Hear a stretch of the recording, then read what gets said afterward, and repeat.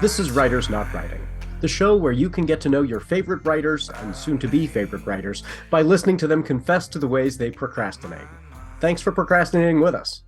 I'm Benjamin Gorman, and the quiet guy behind the glass there is Doug the producer. I write novels and collections of poetry and stuff. Doug tries his best to make me sound better. And each week we have a secret word to listen for. If you catch it, you earn the right to take an extra break at the time of your choosing from whatever is stressing you out. From NotAPipePublishing, welcome to Writers Not Writing. Today's secret word is metaphor. If I take my time. Hail and well met, readers and reviewers. Welcome to Writers Not Writing. Today's guest is Joe Nicassio. And if you are a business owner, if you're frustrated because your business isn't growing fast enough, Joe can help you build a better business, one bite-sized breakthrough at a time. Welcome, Joe. Very glad to have you here today. Hey, it's fun to be here, Benjamin. Yeah, this will be a fun one. So, as the viewers watching on YouTube can see, we always come in these costumes, but the folks on the podcast don't know what we're wearing. So tell everybody about the costume you chose to wear today and how that fits with your writing and your work. I chose to wear the costume of a mechanic. Your business is like a machine. It's got inputs and outputs, and if you're putting a lot of inputs in and a lot of you're not getting many outputs out, then there's something dysfunctional and needs a little repair or turbocharging. So I'm the business mechanic. I love it. And so to match, I went with this costume of one of those bikers, but not like the traditional, black leather Harley bikers, like the guys who ride the little, Honda crotch rocket bikers. So I've got this neon green, zip up leather, onesie thing. And, it's really hot in here. It was not very well thought through on my part, but, I'm ready to go fly down the freeway at 400 miles an hour. So I've been excited to talk to you. You've got this project going on right now, this 10K in 10 days challenge. So what does that challenge entail? Well, the thing is if I talked to a friend of mine, it's like, why don't you set a goal to make 10K in 10 days? And he was like, that's impossible. And I'm like, it was like my mind was blown because first of all, I've done it myself and I've done it more than once. And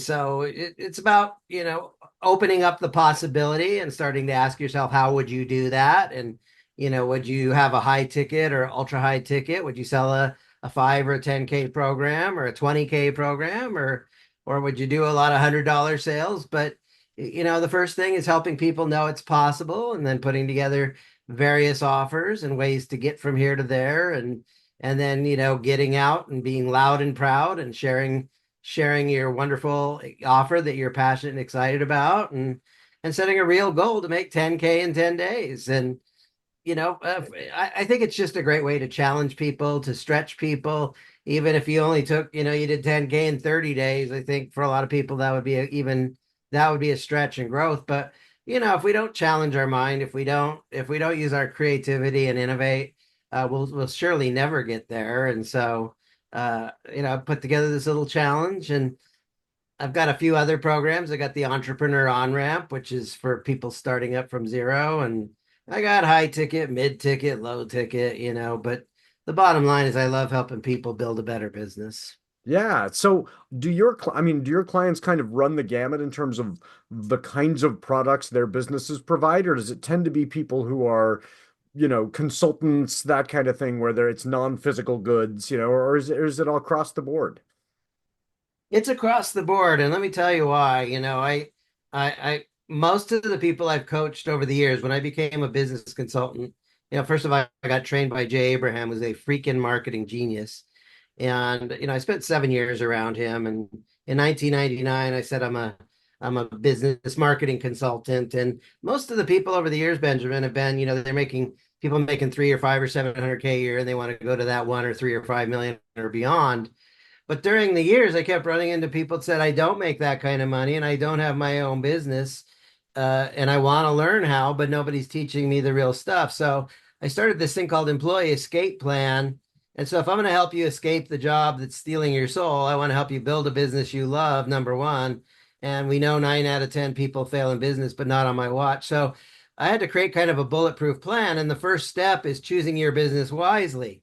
Yeah. And like not everybody should be a coach, or not everybody should sell books or be a Right. publisher. Like you want to match, you know. And so I have a process where I interrogate people and ask them a ton of questions, and we do worksheets and all that. And I have a proprietary process where we gather all the assets of you, your skills, your talents, your abilities, your passions, your proficiencies, and then we do something called asset sculpting, where we shape everything you've got, and so you can do one thing so you can get everything you want. I think most people have a lot of parts of their personality. Schizophrenics never alone.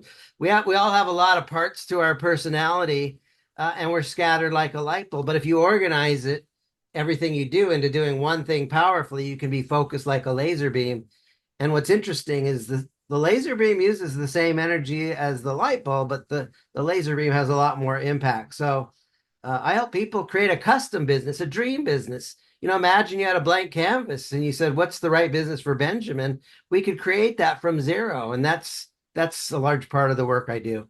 I was just talking to a friend last night about another mutual friend who, wants to get into publishing, but my perception is that the person doesn't really understand the way the industry works right now, and their skill set, it doesn't align with that. They have this kind of antiquated sense of what publishing was in, say, 1950, where you could be, kind of on the lower on the org chart at some big publisher, and your job was to sit in an office and just read submissions all day. And for some people, that sounds like a dream. Like, hey, I'm just going to read books all day long and evaluate them.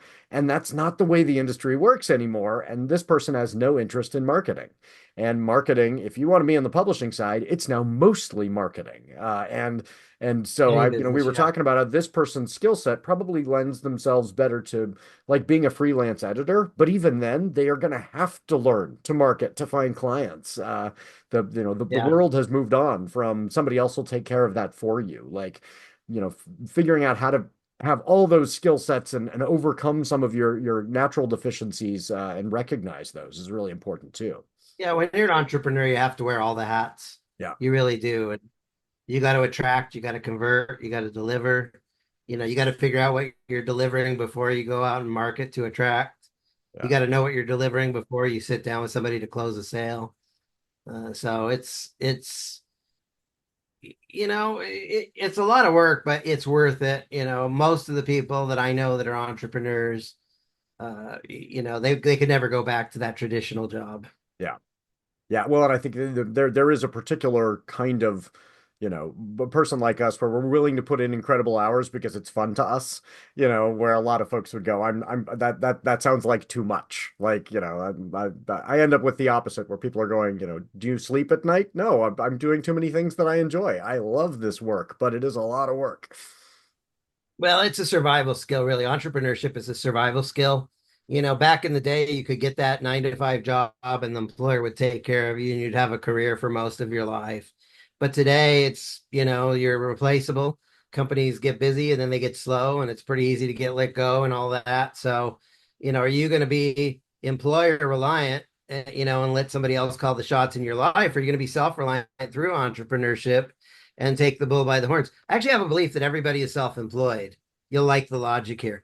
If you have a business, you got 100 customers and you lose one, you're self-employed with 99 customers. If you have a job, you're self-employed with one customer and you give them permission to call all the shots.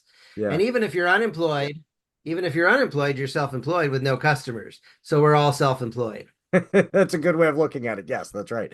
Who are you working for? Um, I think that is fascinating. And also, I know that you are very, very busy with all of the that work that you're doing. What When something draws you away from your work, what's something, entertainment wise that's been able to pull you away from all the stuff you're doing?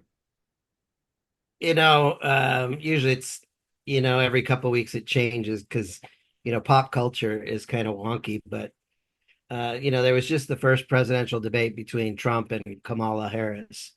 And he said the Springfield, Ohio, they've got a bunch of Haitians in there. And it was in the news that somebody was eating the cats and eating the dogs. And on TikTok, somebody has put together this music. They're eating the cats, they're eating the Oh my gosh. dogs, Yeah. they're eating the pets. And hundreds, thousands of people have been making these dance videos. Oh. They put it to music, and it's crazy. And so I don't know, I've been a little bit amused by just the memes that have been coming out of it. It has been very funny. It is this wild. I mean, I don't know if you've followed back into the story. We should establish so that we're not spreading misinformation. This never happened. There was one case of somebody who was not even from Springfield who was arrested, not even in Springfield, for taking someone's cat who was not Haitian. So it's that far from the Haitians are eating the cats in There Springfield. was there was one pet that was Yes, there a was pet one was pet that was abducted by a killed woman any from Cleveland in Canton. Like it's that far from, by an American woman, not even a Haitian woman, in you know a what though, different town. Benjamin? I'm amused by a little misinformation, and I kind of miss Donald Trump unhinged. Yeah, Like I think that's part of the First Amendment is we should have the right to say silly, goofy, weird things, yes. embrace your weird. Well, and And you to know be what? made fun The of for it. moment we Like, start censoring people, we've lost something very important in our yeah. culture. Well, no, and I think then the proper response in a free country is then we have the right to make fun of that person. Like you said, these TikTok videos that are just saying what a lunatic to believe this absurd story, and even when called out on it, to not go, oh, maybe I was wrong. Like the man lacks the ability to acknowledge error. And so people are just having a ton of fun making fun of him. But I do worry about real life consequences. There were some of those schools were then threatened, where people are saying, I am so in defense of animals that I'm going to threaten children, which I think is something like that's worth stepping back and going, oh, let's examine the way this could be really, really dangerous to, real Well, live speech human is beings. never a crime. Speech itself is never a crime. What's a crime is if you do something wrong. It's about Well, behavior. although a bomb threat is speech, which is a crime. And people were making bomb threats to elementary schools. That's the old, crying fire in a theater thing. Yeah. Like there are times when speech Yeah. does become a crime, and that's where I do see it become worrisome for I worry about those I, kids who missed out I, on I got a school. problem. During COVID, um, I actually had some really good stuff to share, and my account got shut down. Oh, really? And you know what? I'm a smart guy. I've got a lot of wisdom. And when you start muzzling people, then we are no longer now it's tyrannical. We are no longer a democracy. Yeah. And And and and that's so tricky too because we have become so dependent on these platforms that it's really difficult to not see them as speech, but they are not government entities. They're allowed to turn you off, right? And they're free so it's not, enterprise, it's not a absolutely. violation of the First Amendment if Twitter decides to close your account or, Facebook or whatever, because they're not the government, but it is, how as especially as business people, if, But if Benjamin, you're a publisher, in every one of your books, in the inside of the book, it's like, even if it's a law book, this is not legal advice. This is for right, entertainment right, right. purposes. You put your disclaimers in, and it's like, but people have the right to put their wonky stuff out. And if you start muzzling people, then we are no longer a free Oh society. yeah. And Well, it's and the it's the book banners, the people who are going to, school board meetings and saying take these books away from children, like that's clearly censorship because then they're going to a government entity and saying, please violate the First Amendment rights of these kids, and so I totally agree. Censorship is not the solution. But I also recognize it is really tricky. How do you force a private business to engage with your speech? Like, and that is, that we don't really have a legal framework for mandating that Twitter, Facebook, whatever, protect anyone's free speech because they're private entities. So how did you you know, navigate that? I think the only people we should censor are the censors themselves. Okay. I was going to make a t-shirt at one time that said freedom of effing speech, or if you don't believe in freedom of effing speech, we should censor you first. and like I think I should have the right to be able to say that. And you know what? I think it's good for people to be offended. It's time to put on your big girl panties or your big boy, you know, you know, Yeah. your big boy briefs or whatever. And I don't know what's worse, offending people. I think it's okay to offend people. I think it's good to offend people a little bit. I think it's good to shake things up and not be all, you know what? I hate it when I feel like I have to walk on eggshells because everything, you know what? I want to say what I'm saying and not, you know what? People shouldn't judge, but guess what? Yeah. People Well, judge. it's the, And we comfort the shouldn't judge afflicted and others. afflict the comfortable, right? I mean, there are people We who need shouldn't to be upset a little. we shouldn't judge others, but we should exercise good judgment. Yeah. And so wisdom is a personal game, and it's between you and God. Yeah. Yeah. Anyway. So yeah, no, I totally see that, and I see that tension a lot. So how did you navigate that when your account was shut down? Because I can imagine that having professional consequences very quickly if you can't communicate with folks. Well, yeah, it affected my business, and 30 days later it came back on. But you know, and it recently came out that Mark Zuckerberg, gave into the White House. The White House said, if anybody, what really disturbs me is there were people that were like experts at virology and virus medicine, and they were getting shut down. And the only thing that's the cure for the virus is this drug that's making trillions of dollars, and any other medical treatment we can't talk about because it's misinformation, malinformation, or whatever. And then you have to ask yourself, is it really misinformation, or is this driven by financial gain? Is somebody profiting a whole lot because your way is profitable to you? And when the CDC has got 50% or they got 50% of the patent, and they have a financial interest in this, there's a lot of money, babe. So what you got to do is you got to keep moving on, and you got to run your business without social media and say, you know what? Social media isn't my business. It's just a way to access people, but there's a whole lot of other ways to access. But you know what? They did it at Facebook. They did it at Twitter. I mean, the Twitter files came out, and we know that the FBI was paying money to shut down people on one side and allow information on the other side. And so I think, how do you handle it? You build your own business on your own platform with your own customers, and you realize the purpose of a business is to create customers, and you need to figure out how to create your own communication channels and your own platform, your own website, your own stuff, because you can't trust. What it does is it creates an environment of distrust, which Yeah. is not healthy. Yeah. It's too much paranoia. I mean, yeah, and I think we've gotten to a point where there was a really good book I read about how one of the kind of hallmarks of a particular kind of breed of political ideology is just make people not believe truth is even possible, and then they'll be address everything that comes out as with this disaffection. And this is one of Putin's big strategies: is you both sides everything and you say nothing is real, and then people go, oh, okay, we can't. No, it's not just don't trust the media, although you say that a lot too, but every time you're confronted with anything, you say, well, there is no truth. And it makes it very hard for people to then organize and challenge authoritarianism. Well, that's silly too, What's really bad is when, we start believing things like men can carry babies. And that's the truth. And when you say man can't carry babies, when the truth is attacked, see, misinformation isn't just getting us to believe a lie, it's also pushing people away from actual truth. I'm a live and let live kind of guy. I'm not homophobic or anything.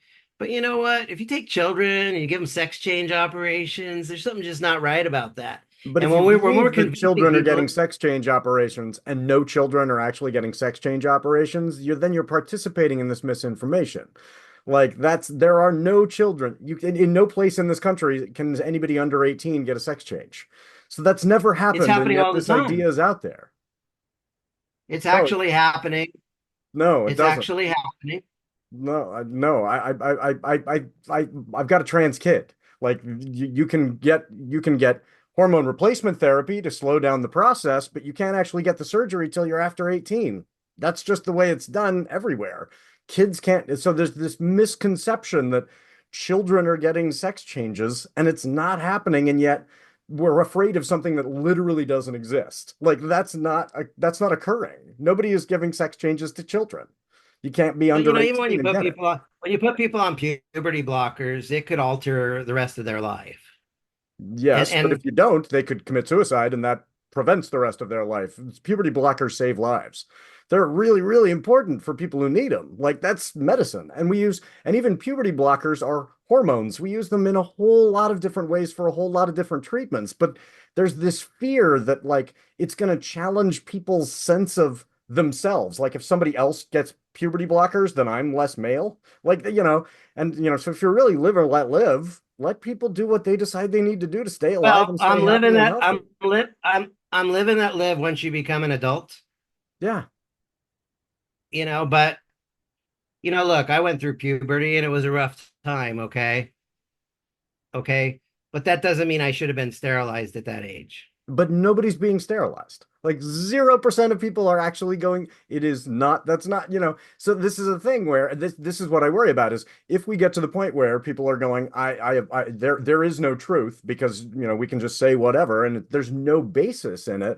We get to the point where we're addressing problems that literally don't exist rather than addressing problems that are real. And that just worries me that, it is now acceptable to just say things that are factually inaccurate. Like no child is It going worries through me a that surgery. when Obamacare went through, you know, that a doctor that puts somebody through a sex change off, a doctor that puts somebody through a sex change operation makes about $2 million through the entire process. And it's financially driven, unfortunately. But let's move on about, Sure. other topic. Yeah. So, other than, outside of the news, what's a hobby that has been pulling you away from your work lately? You know, I like cooking. I love cooking. I just went to the store and holy cow, I just spent $400. It's been a long, long, long time since I spent $400 at the grocery store, but I'm all about getting healthy. I've been following Dr. Gundry and, I have a special affinity with him because when my dad had open heart surgery, uh, Dr. Gundry actually performed that surgery and he literally held my father's heart in his hands and Wow. he's gotten away from surgery and he's all about longevity now and nutritionally doing things to protect our system so we can live into a good, an old age, and stay healthy. So what are you into So, cooking? What is he recommending that you've been trying out? I've been, leafy greens, endive, Belgian endive, radicchio. Not only, they're kind of bitter as far as vegetables, but making a salad with, apple cider vinegar and olive oil and some garlic salt and that kind of thing. Yeah, yeah.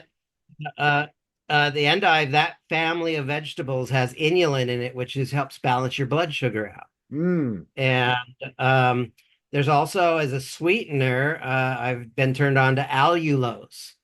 And what's nice about allulose is it tastes like sugar, but it doesn't spike your insulin at all. And Oh, it's a prebiotic fiber, so it actually feeds the good bacteria in your system. So you get healthier and you lose weight by actually consuming this form of sweetener. I So have not heard about um, this. yeah, I do a lot of stir fry veggies. I kind of rotate it around. Sometimes I'll eat a carnivore meal and then I'll do a stir fry veggie meal the next meal, and then I'll do a carb meal the next meal and just kind of mix it up, kind of listening to what my body's asking for and needing. Been doing a lot of blueberry smoothies lately. I Oh, just if you go to YouTube and look up Gundry, he's got a playlist called Gut Instincts, and he rates different foods. Either it's S, A, B, C, D, F.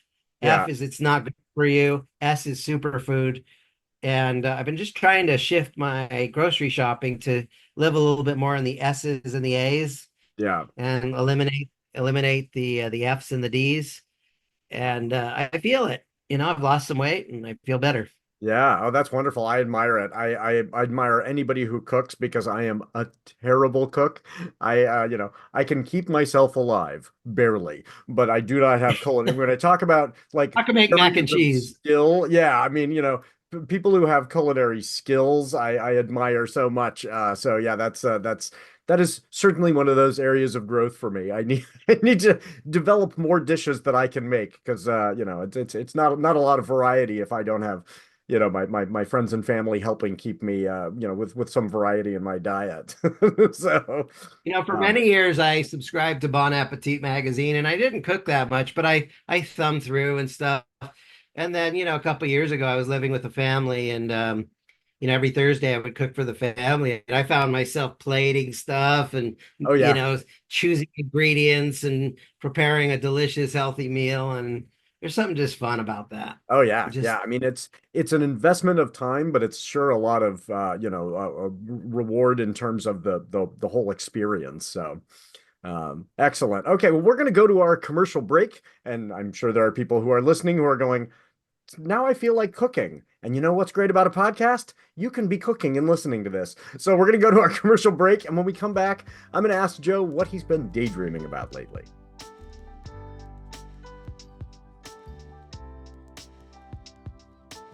Special announcement time. NotAPipePublishing has always been committed to helping authors and readers find one another. Well, the show, which is all about helping readers get to know writers, just hit a milestone, 10,000 views on YouTube. So to celebrate, instead of charging authors to advertise their books on the show, I'm going to run your ads for free throughout 2024. If you want to make a 30 to 60 second video about your book, let folks know what it's about and where to find it, and don't forget your name and the title.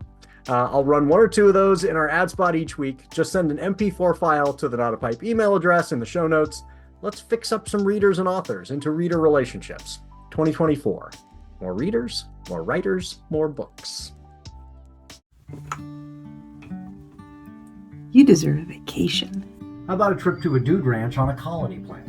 Or a journey to a universe where wizards call lightning down from the sky and calm rumbling volcanoes? Or a holiday tour of the major cities of Europe with vampires and werewolves and witches as guides. Or maybe just a nice hot sudsy bath with a book of poetry that will make you cry and sigh and laugh. We've got you covered. A paperback will appear on your doorstep each month to whisk you away, and you'll return refreshed, enlightened, and ready to make the world we share a brighter place for everyone. Or if you prefer, you can sign up for a quarterly subscription and get 4 YA titles, 4 adult titles, or 4 collections of poetry per year. Plus, you'll get book club questions from the author before you start the book and an interview with the author afterwards. So, if you are in a book group or want to start one, this is everything you need in a kit. Will we occasionally throw in some extra surprises just to say thank you to our members? Of course. You can also give someone their very own membership with all of the rights and privileges pertaining thereto. So, find a reward level that's right for you. And share this with your friends. Join the Indulge Your Shelf book club today. Your bookshelves deserve a little pampering. Hi, I'm children's author Sarah Geddes. I'd love for you to check out my book, Henry the Sneezing Dragon. It's about a clumsy dragon in search of friendship. My book, To the Moon, a Jacob and Trevor adventure, will be released September 2024, a story about 2 little boys who use fairy dust to travel to the moon. And in fall 2024, The Water Bear Astronaut, about a tardigrade who travels to space, will also be coming out. All books will be available on Amazon.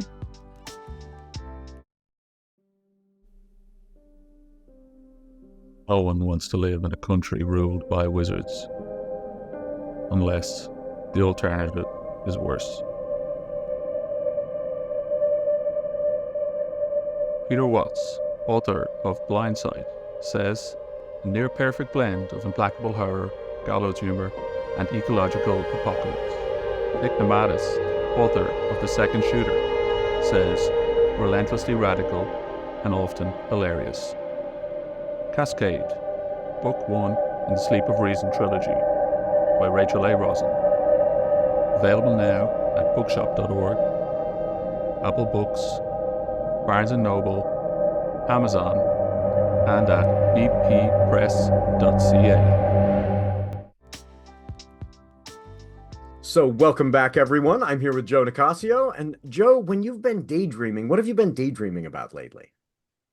You know, I really love helping people start and grow businesses, and I hate seeing people fail in business, and I hate seeing people live their life on a soul-sucking job. And that's why I created Employee Escape Plan, and I'm doing really good work with it. And the truth is I'm probably helping 20 to 30 people a year. And I just want to impact more people. I have this vision, I have this dream of going through downtown LA and seeing Employee Escape Plan logo on the top of a high rise, where all the people driving to their soul-sucking jobs can just see that logo and be inspired that they can escape something that they don't enjoy. Because look, we've all been convinced that making money is hard work and it doesn't have to feel good and all that. And I'm on a mission to help people wake up and say, I love what I do and I'm good at what I'm doing and I'm using my superpowers and I'm making a difference and I'm changing lives, and wow, I even make good or decent money doing this. Just helping people make the shift from not enjoying your work to actually loving and being passionate about what you do. So I want to 10x or even 100x the number of people I impact on an annual basis. And yet, not everybody's ready. So I'm just continue to put my message out there, and the right people find me. And but it's very worthwhile. I think in terms of legacy, when I'm I want to be known as a guy that helped more people become entrepreneurs than anyone else. It's Oh, that's great. So what is a venue that you've found that has been helpful for finding those clients, for finding those people who, are just, there's the traditional, they're going through social media or they're going to your website, but I know you're doing a lot to get out there too. So how have you been able to connect with clients in some maybe non-traditional ways? Networking's been good. I've done a little bit of paid advertising. Email is good. Joint ventures is really good where, maybe I do a free workshop and I teach something really cool. I got this really cool workshop that I teach. It's called How to Turn Conversations into Cash. And it's about mastering low ticket selling, mastering the $20 sale, meeting a total stranger and getting to know them and getting them to admit that they have an area of their life they need help with. And if you could help them, say, you know what, I could help you with that. Would you like my help? And making an offer, if you got 30 minutes and $20, I'd like to help you with that right now. And mastering meeting people and helping them solve a problem and getting paid for it. And then after that, I have a program. Most of the people that hire me for one-on-one coaching, they pay $10,000 or $5,000 for 6 months or 3 months of working with me. But I have this Saturday morning group coaching program. It's $99 a month. And I offer it with joint venture partners at a 50% affiliate commission. So let's do the free conversations into cash. And if somebody wants to work with Joe, they can sign up for the $99 a month. And then the host gets 50% of anybody that signs up for that. It's an ongoing little mini stream of income. And it's working. And I really like well. that it sounds to me like something that's very, very much designed for a mutual growth, right? Where they join up for $99. And then as they learn how to be more and more successful entrepreneurs, they get to a place where they can say, I should be one of those $10,000 clients because I have, I have benefited and I have, learned, and now I'm there. And that's, and so they're not, this isn't a loss for them. This is a gain, right? So I think, giving people a pathway there sounds really smart. And you know what? People go to the $99 a month program and they love it. I'm giving them, I find out what they need right now, and I always come in with some kind of prepared lesson. And one of my clients is in Australia. It's 9 a.m. California time, but it's 2 a.m. in Australia time, and she loves it. She's like, I will get off these calls, and I know I take action. I'm implementing things, and so I give them, assignments that they actually take action on, and then they report. I got a client or I got a result, I tried what Yeah. you taught me and it worked. Oh, And it's that's very great. fulfilling. Yeah. Yeah. And that fulfillment, I mean, yeah, that's ultimately why we do it, right? You've chosen something that brings that satisfaction. So along those, this is going to seem like a real rough transition for folks, but there's actually a connection here because I am very interested in how this, the very real world role you play as a coach and mentor might connect. So if you were a character in a Dungeons and Dragons kind of fantasy world, what would be your race and class? Oh, I'm a wizard. I'm a resourcer. I'm very resourceful and I help people garner resources. And um, I told you something earlier. We were talking about my 10K in 10 days. A lot of people feel it's impossible, but by the time I'm through with people, they're not only saying it's possible, but they're actually, beginning to do it and take action and starting to manifest at levels they never knew before. I'm a wizard. I'm a freak. I spent over 25,000 hours gaining my expertise in the marketing side. I've learned 19 different selling systems. I mean, who does that? Right. I went I through mean, you have 52 to be weeks of into it, right? sales training. Yeah, it's like I'm a freak. I'm very, I've studied persuasion technology. I'm certified as a master practitioner in neuro-linguistic programming, and I've just studied everything I can about that stuff. Probably because my background is I, I've worked through this, but my nature is I'm a very shy and introverted person. And when you work on it for 50 years, you can actually overcome. I'm I'm functionally extroverted, but my nature is introverted. Yeah. Uh, But and yeah, so I learning can totally sales, see how that fits the wizard. This is the person who took the time to read the spell books, right? And now is, out in the world and knows the spells. yeah, yeah. Oh, And yeah, that's and great. I got to tell you, most of the people that, Jay, they call him a marketing wizard, and most of the people that learn from a genius like Jay Abraham, they learn all this marketing. They do it for their own business. Yeah. But let me tell you a story. I started to learn I made 1 million, I lost everything, and I found myself around Jay Abraham. I went to an event. I started transcribing. I bartered to get into like 12 of his other programs that were like $5,000 each. And I learned so much about marketing and stuff. But I was at a trade show and I was going booth to booth with a checklist of the top marketing mistakes almost everybody makes. And every single booth, small company, medium company, large, super large companies, they were all making marketing mistakes. And I had this epiphany, this aha, like everybody's making marketing mistakes. And if they just fix them, they would become marketing multipliers. It's like I could help all these people. And this epiphany, this aha in my head said, I am no longer a technology guy. I am now a marketing consultant. And so most of the people that learned Jay Abraham stuff did it for building, my own business. But I have this external focus. Like I have all this knowledge and I go around helping other people fix their businesses as a marketing consultant. And so honestly, I wish I was more financially motivated. I'm not. I'm really good at helping people fix their business, their marketing problems. I get off on the transformation, like somebody's stuck, they're not closing sales. Let me tell you about a guy, V Hunter, lives in Savannah, Georgia. I started working with him. He was he had this night job delivering blood to hospitals, from like midnight to 8 in the morning. But he had this power washing machine and he was going door to door trying to sell power washing. And he'd knock on 100 doors and get no sales. Talk about frustrating, right? Yeah. And in And I Savannah, taught him a Georgia, very, in that heat too.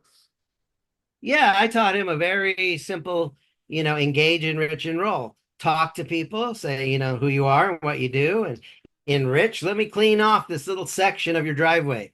He would do that for free. And then it's like, would you like me to clean the rest of your house? Enroll. And he would get paid. And he went from, 0 out of 100 to starting hitting, 92 out of 100 and closing sales. And he was able to quit that job delivering blood. So to me, there's a fulfillment. Like this guy's completely broken and frustrated in business, and now he's thriving in business, and he was able to quit his job, and I know that if it wasn't for me, he'd still be delivering blood, in the Right. middle of the night. Right.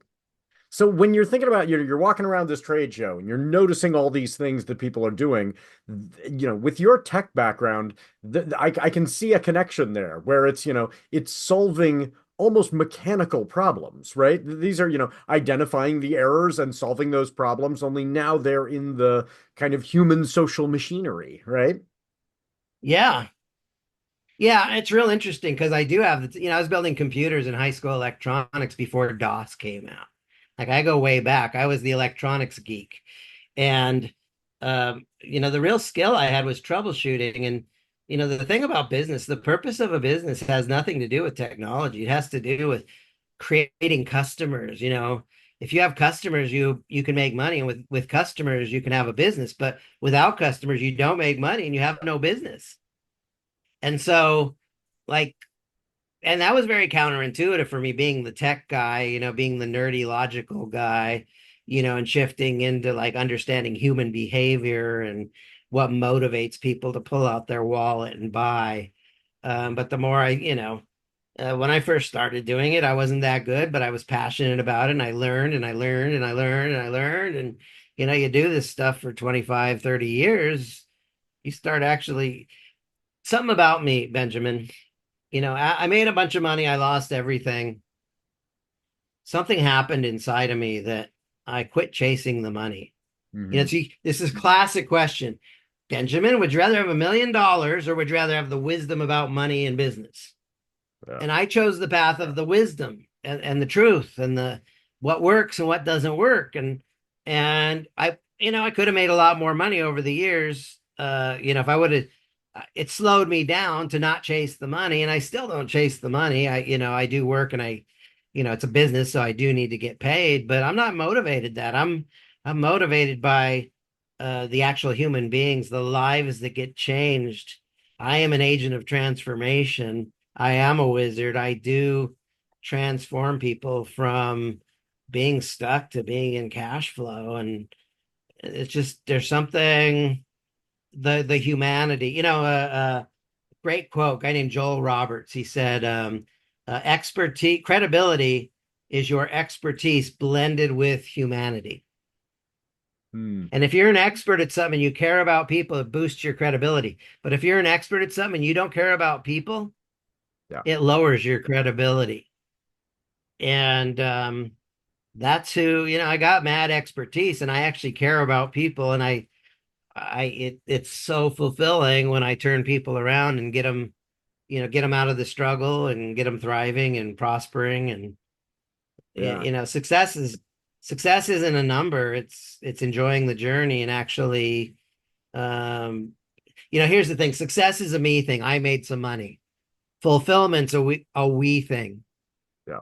Okay. I made some money, but I made some lives better. Right. Like their life is better because they hired me. And that's the yummy part of business, I think. Yeah. Yeah. And I think, yeah, I agree. And I think it's also hard for some folks to see. If you're working at a job that's a grind and you are, the rest of your life, you are a consumer, you don't feel like, oh, these businesses that I am, frequenting are actually trying to improve people's lives, because you feel like they're taking from you, right? And that is part of the, that shift to the entrepreneurial side, when you realize, oh, these businesses are trying to do good in the world. Especially, your local small business is not trying to harm you when they are charging you for something. They, they're trying to build a future and build lives and benefit the people around them. Sure. Well, that's excellent. So I wanted to ask you about any announcements that you want to make sure that you get out there into the world. So what do folks need to know about that's going on with you? If you want to, I don't know if, the 10K in 10 days, I don't know if that's going to be, by the time this gets out, I don't know if people have access to that, but, people can always go to employeeescapeplan.com. And if they want to get to know me, they can they can grab a spot on my calendar, let me buy an hour of my time, and I'd love to just get to know people. It's not a sales pitch. However, if you come to me and you want my help, I might make you an offer to help you, get from where you are to where you want to be. Um, I've got a free giveaway. I have this program called Conversations into Cash. We do it as a workshop, but I do have a 1 hour recording where, we charge $200 for people to get this, but it's my little lead magnet. So you can get access to that. You can get access to that recording for free. Again, it's something, and what's really cool about it, I had a lady book a call with me, and I got on the call. How she found out about me, she got a free copy of the course, and she went out and made $80 before she got on the phone with me. It's like Tested she it out. used what I did. She made money with it, and she got to feel the little rush of making money in a scenario that she wasn't making money before. Yeah. And so Oh, that's pretty great. cool. When she comes to you already knowing it works. That is nice. Yeah. So, what is something that you have had to take in just a ton of information for to get where you are? You're very well read. What's something you're looking forward to reading that's sitting on your TBR pile right now? I got quite a few. I got a book called Metaphorically Selling, and it's about using metaphors to help people understand the value of what you offer. So, think of sales, sales is like fishing. What bait are you using? Sales is like fishing. What kind of net are you using? Are you casting a wide net or a narrow net?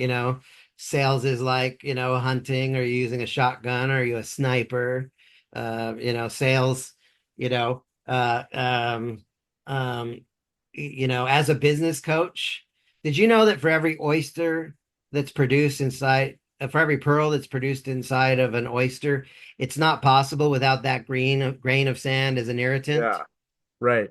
As your business coach, I'm that grain of sand irritant that makes your wealth, your value possible. So, I have that book. I think I read a chapter of it, but I'd like to, the idea of using metaphors. I collect business metaphors, and somebody actually wrote a book about it. So I found it, I bought it, and it's That's not too great. far away. I just did a lesson for a couple of different classes yesterday on metaphor, and it was really fun. And one of the points I was trying to make, my students were super into it because I'm using them as examples, And one of the points I try to make to them is that a metaphor is the reason we use them so often in our writing is they're far more engaging, right? If I were to give somebody direct information, so if I say, Bobby, who's sitting over here, is fast. Well, I've thrown this piece of information at you. You don't engage with that necessarily. You didn't have to do any thinking. Whereas if I say Bobby is a cheetah, then you've got to go, in what ways is Bobby like a cheetah? Well, Bobby doesn't have spots, and Bobby doesn't have fleas, and Bobby does not eat antelopes in the Serengeti. But Bobby is fast. Oh, now I came to that conclusion. I engaged in that way. Now I'm thinking with you rather than just, taking in this info. And so that was really fun for the kids to kind of get to do make some of those connections. And then we talked about how, it's metaphors all the way down. Like these are layers of metaphors, even when we say, the pearl, right? Well, yes. And also when we talk about business as an abstraction, that's another metaphor, right? So we've got a metaphor about a metaphor about a metaphor, which I love. That makes me so happy. I just get, I geek What's out cool about that. metaphors are like gateways into the brain that, like, if something isn't getting through, then you use a metaphor and all of a sudden I understand that. Yeah. Because I've done that work. I've played along with you, and your metaphor brought me to that rather than you just forcing it at me. So, yeah, that's very cool. So it's called selling with metaphors, business metaphors, Metaphorically selling. Metaphorically selling. Okay, I'll have to check that out.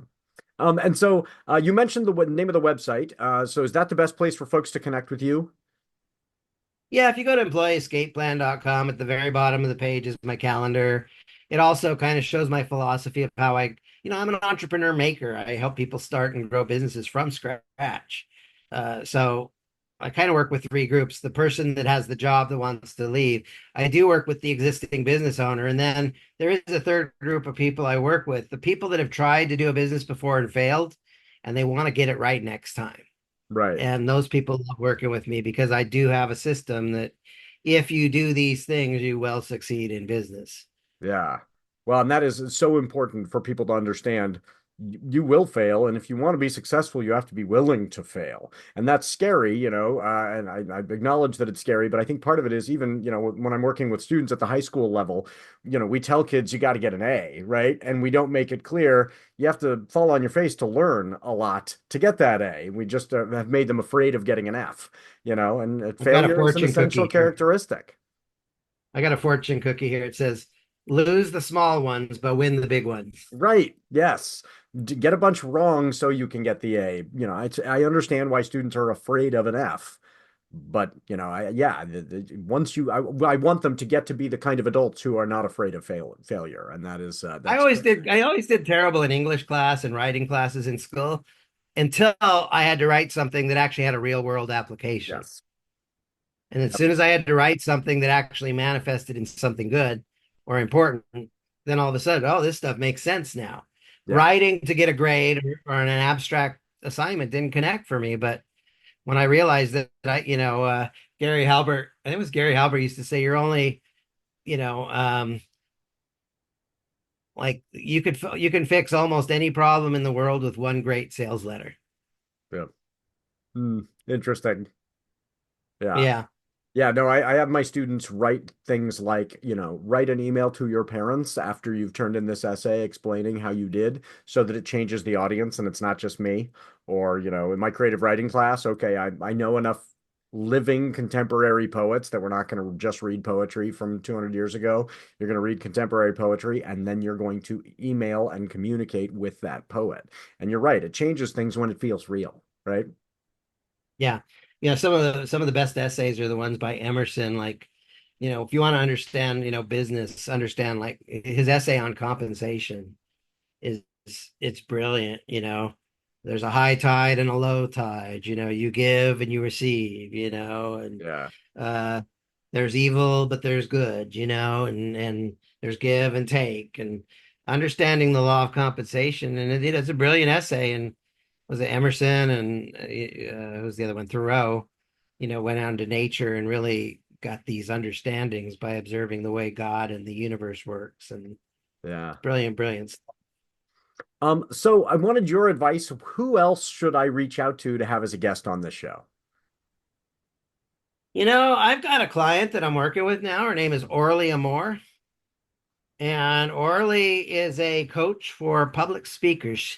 She doesn't coach them how to speak. She coaches them how to get paid. And she coaches people how to make $150,000 a year or more as a public speaker. And it's like $150,000. How do you promise that? And her answer is $150,000 a year in public speaking is minimum wage for public speakers. Wow. Yeah. And she knows how to do it. And she's been doing it for 14 years, but she wrote a book. I think it's called You're a Speaker, You Ain't All That, or something like that. She interviewed like thousands of meeting planners to find out what it is that they do, what makes them hire one speaker and not hire another. And so she has written a book, and she really understands what it takes to get paid as a speaker. And I think she just wrote another book, but I'm not sure if I could tell you what the title of it is. But she's very practical. She's had pretty, a lot of crazy life experiences. And I think she's technically trained as a lawyer, although she's not practicing law right now, but very bright lady. Yeah. So she might be a good person to interview. Sounds fun. That would be a good show. Okay, well, I will reach out to her for sure. So I've got to thank some people who helped put this show together, but then I will get your advice for everybody going into the week. But first, thanks to the artist Max Oakland, who reached out and provided one of his songs for our intro song. Everybody let Max know you like that song by following him on Twitter at Max Oakland with 3 Ds. Thanks to 𝐺𝑖𝑣𝑒 Nicassio for their song Kids for the ad break. If you're in a band and you'd like your song used on the show, I'd love to highlight a listener's work like Max's song, so email me. I just got another artist reached out to me this last week, so we might have some new music coming at you. Thanks to Doug, the producer, for making this show sound good and taking the blame when it doesn't. And I cannot forget to mention, Writers Not Writing is a production of NotAPipePublishing. So please go to NotAPipePublishing.com, check out the amazing books written by writers who didn't procrastinate too much. If you like this show, rate and review it wherever you found it. And please check out Joe Nicassio's Resurrecting America's Entrepreneurial Spirit. Tell a friend about it too. Even a very short review and a single click on that 5th star makes a huge difference to authors. So make Joe's day. Go there, read it, and review it. And that book is going to be re-released. Is that next year is the plan for that one? So you can jump in on it now, and rate and review and kind of help that process along.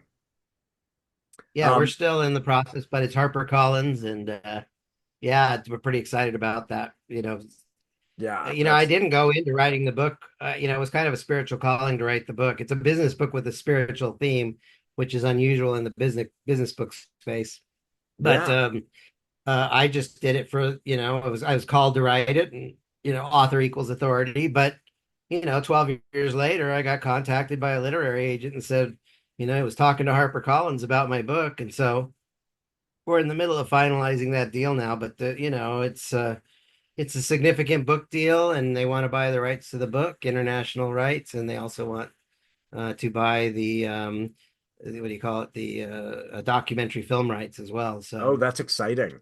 Yeah. So, the first edition is still available some places, so folks can check that out. Still available, yeah, published by Author House. Yeah. So everybody check that out, Resurrecting America's Entrepreneurial Spirit, and give it that 5th star. So, Joe, what would be your advice for folks as they enter into their week? Couple things. If you're a writer, the writing process can be kind of a nuisance, okay? Like, here's the self-talk of a writer. I need to work on my book. I need to work on my book. I need to work on my book. But there will become a time, and I want you to look forward to this time, when your self-talk shifts and changes, where you say, I'm so glad my book is done. I'm so glad my book is done. I'm so glad my book is done. And the feeling shift. The first one, I need to work on my book, kind of feels like a burden. But when you're saying, I'm so glad my book is done, and it's complete, it's finished, it's such a feeling of elation. That shift in self-talk is very powerful. The other thing I wanted to say, as you go into your week, you talked about, we're so much of a consumer society. And I just want to recommend, you're not just a consumer, you're a child of God. You're capable of being a creator. And create more, consume less. Create more, consume less. Use your creative powers, whether it's writing a book or creating more value for your customers. We all want to receive more money, but receiving more money, we want to receive more blessings, but that all comes from giving more value. And so, you can be a little bit of a wizard. You can be a little bit of a resourcer. You can start asking this question: how can I give more value? How can I give more creatively? How can I, make other people's lives better? It's so important. If you think about it, we all spend money. Okay, this is a really powerful lesson. Okay, we all spend money, and if you believe it or not, there's a common thread in all of our spending. And the common thread is we spend money on things that make our life better, or at least we think will make our life better. Right. So why do you spend money on rent? Because, hey, life is better than being homeless with a roof over my head. Why do you spend money on getting your brakes fixed on your car? Because life is better when my brakes work. Why do you go to the nice restaurant? Life is better, to eat out and have a nice, beautiful chef-prepared meal. Well, why do you spend money on that Jack Daniels? Well, you think it might make your life better. We could have a little debate about that. Maybe yes, maybe no. But you perceive it'll make your life better. So if we spend money on things that make our life better, now let's flip the table. Do you want people to spend money with you? If you want people to spend money with you, the most important thing you need to communicate is, when you work with Joe Nicassio, your life will be better. And that's why you should spend money. If you're going to work, if you want your life to be better, work with Benjamin. Right. Okay. And so we want to start thinking in terms of how can you give more value to make other people's lives better. And let me give you just one more piece. I'm sorry if I'm going a little bit long. Oh, no, that's fine. I was in a workshop at Landmark Communication. Landmark education, and it was called Effectiveness. It was a 12-week program. And there was a girl in there, very pretty, and she was an actress. She was in the Screen Actors Guild and all that. She did martial arts. You know, she had a filmography behind her, but she was going through a dry spell. She was going to lots of auditions and getting no gigs. And she started to realize that her energy was, if I get this gig, I can pay my rent or my car payment. And that's not a good energy. It's a needy energy. And so during this 12-week program, she invented a new possibility to be a massive contribution to the audition. I will be a massive contribution to the director, and I'm here to be a massive contribution to the overall success of this project. And you know what happened is during that 12 weeks, she got a TV commercial, another TV commercial, a Netflix gig, and another TV commercial. And I was like, wow. And I was so impressed by that I started adopting that. I'm a massive contribution to the clients I serve. I'm here interviewing with you here, Benjamin. I'm here to be a massive contribution to you and your listeners and the overall success of your podcast. And guess what? When you come from that place that I'm not here to dip my toes in the water, but I'm here to make waves. I'm not here to play small, but I want to be a big change in Benjamin's life. I want to be a big change in my customer's life. And when people pick up on that energy, there's no neediness. You're not consuming more, you're creating more value by being a massive contribution. So that's my big advice for the week. Be a massive contribution, be a bigger giver, because when you give bigger, energetically, people will love you more and you will attract more wealth, more prosperity, more blessings. Final thought is, if you work on your gifts, they will make room for you. Yeah. So be the one that comes and shows up generously, because you can't receive much if you don't give much, but if you show up generously, you'll receive abundantly. I love that. And I always just say to folks, a book without spaces would be gibberish, and our lives need spaces too. So don't ignore the spaces. And lastly, no matter how much you procrastinate, Joe and I are still proud of you. If I take my time